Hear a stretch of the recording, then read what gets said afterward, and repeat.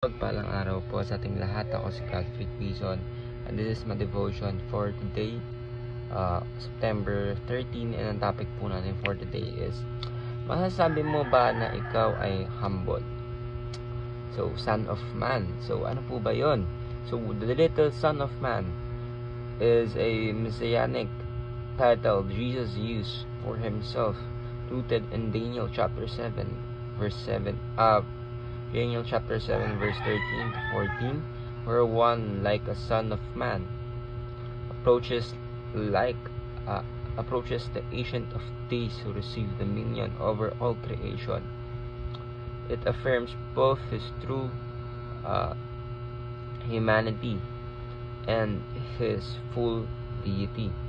Since this figure is worshipped and given authority over all nations, by this title, Jesus declares himself the suffering servant who identifies with humanity and the divine King who reigns eternally. This title secures the truth of Christ's real humanity and his role as the representative head of his people, fulfilling what Adam failed to do. Ang ating scripture for today is Daniel chapter 7 verse 13 to 14. Basahin ko po.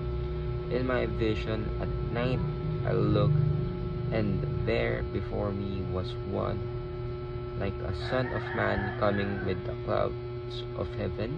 He approached the Ancient of Days and was led into his presence. He was given authority, glory, and sovereign power.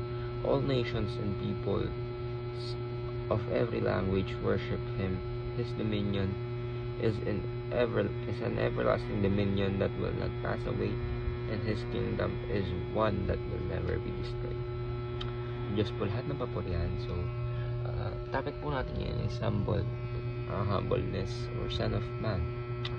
Dahil of course, pinakita nga po ng ating Panginoon sa Kristo kung paano po ba yung tamang humility. Dahil of course, siya po ay Diyos at bumaba siya dito sa langit. Bumaba sa langit at bumaba po siya dito para i-sacrifice ang kanyang sarili at maging isang perfect role model sa ating mga tao na kung ano ba talaga dapat ang ating gagawin. So, ang ating teaching is the Son of Man is a mysterious prophesied ruler. The Son of Man is eternal divine King, and the Son of Man is a suffering servant. So, lahat po ng ito ay tumatalakay sa kung ano po ba yung ginawa ng ating Panginoon at kung ano ang ating Panginoon. Of course, ang ating Panginoon is a suffering servant because sinacrifice niya po ang kanyang buhay para lang po sa atin na siya mismo ay naging kasalanan upang tayo ay matubos sa ating mga kasalanan. So, our Lord and Savior Jesus Christ is truly the definition of humbleness or nagiging humble dahil as people nga na tayo mga tao nga hindi tayo makapagpakumbaba or mahirap sa ating magpakumbaba, pero ang ating Panginoon sa Kristo, He showed us the way, the truth, and the life na ito ang kailangan natin at wala nang iba tayong kailangan kundi sumunod sa Kanya at damhin yung presensya ng ating Panginoon and for us to deepen our relationship sa ating Panginoon.